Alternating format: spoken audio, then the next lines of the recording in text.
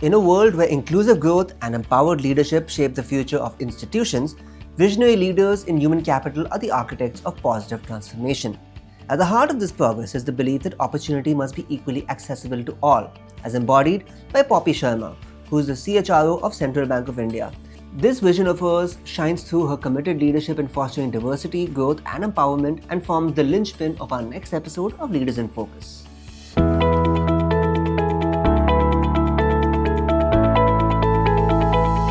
Hello viewers and welcome to another episode of Leaders in Focus. With me today is Central Bank of India's Poppy Sharma. Ms. Sharma, thank you so much for being with us on today's episode. Thank you for having me here. Ma'am, over the course of your career, what would you say are some of the leadership lessons that you've taken on board when it comes to navigating change in the sector? So for me, I think the most important lesson that I have learned is no policy, no innovation works until and unless we have people on board with us. So we have to manage our people, create the talent pool, train them to be to accept the change, make them understand the value of change. So I think the most important lesson for me in all these years have been that we have to take care of people and any kind of wonders can happen. Ma'am, I'm certain that Central Bank has a very diverse workforce. So when it comes to equitability of access to leadership development opportunities, particularly for women and those on the fringes, how do you go about ensuring that access happens? Yeah, so we have, as you rightly said, we are a public sector bank. We are spread all across the country and we recruit people on competition basis. IBPS conducts the test and people are selected from all over the country. Right. So we do not have any control on who is coming from which sector, what is the gender. We do not keep any caps. So whoever comes in, they are like a diverse group. And we do not always, and it is not always in our control. So for me right now there are around 37% women in the bank. That is the most important area for work for me right now. And going forward also I think the trend is going to increase. Yeah. But my problem right now is the leadership pipeline. Right. So like you said, we have to develop leaders and we have to develop diverse leaders. So when we go up the ladder, this pipeline goes down to 7 or 8% when we reach the top. So it's very important for me. It's an area of focus for me to develop leadership among ladies. So what in the bank, what I am trying to do is give leadership position to women.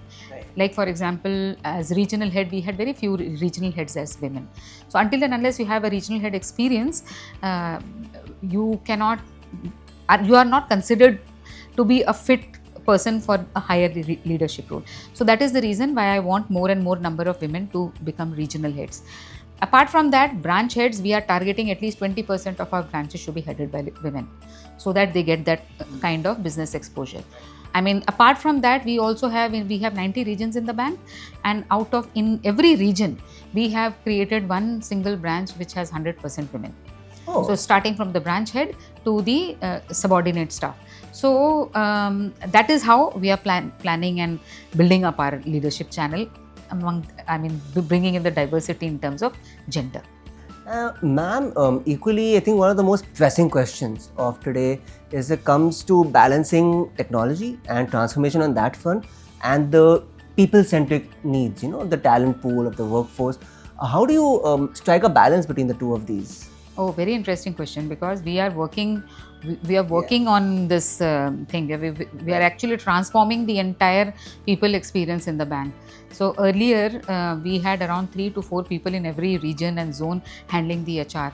So we have digitized most of the processes and it is all centralized. There is no approval process in most of the things. It is a single click, getting the benefits. So digitization is a big thing that we're looking through, and we are doing a lot of analytics in our HR practices.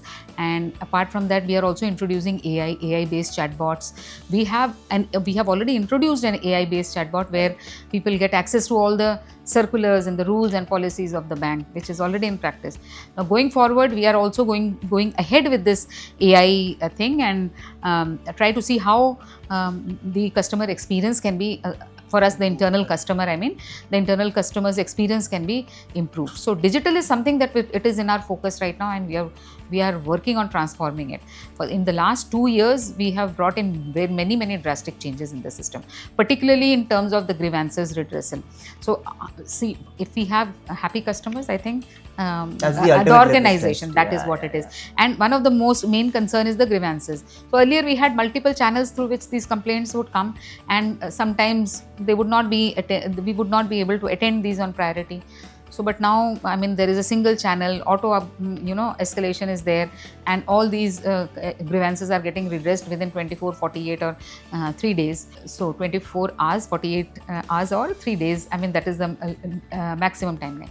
So that is what is, like how we are trying to change the internal customer experience in the bank through digitization.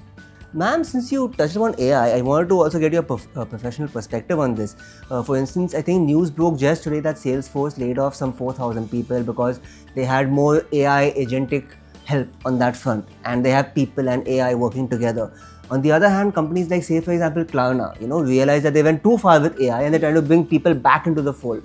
How do you see that playing out, that entire piece of AI and people in the organization across industries? See, when initially when computerization was introduced in the banking sector or in any sector, there was a lot of resistance that people will lose their jobs, the jobs will go down, computers will replace. And today also, in some of the branches where I worked, at one point of time there were 34, 35 people in that branch, and in that same branch there are around 5 or 6 people handling it.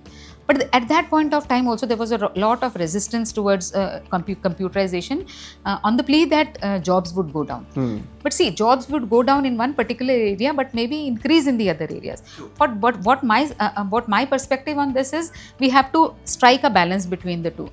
If you go through and through that, maybe we are not ready to adopt this change of bringing in AI. So first of all we have to change the mindset of the people. We should not be, until the entire cultural shift has to happen for this AI to be absorbed into the organization. Right. So we have to work on a lot of things. Maybe we take baby steps in the beginning, see how it pans out, and then go full ballistic on this. Ma'am, as I sign off, my last question is a two-parter. I want to first understand if there was any advice given to a young Poppy Sharma that particularly sticks in her memory at this moment. And second of all, what advice would you offer to our viewers as a piece of parting wisdom? So I think one thing that I have learned, whatever I have learned from my seniors. But one particular thing, when a very senior official in the bank advised me at some point of time, because I was a very academic oriented person, and I think academics would take me through. Okay. So I was focusing all my attention towards academics.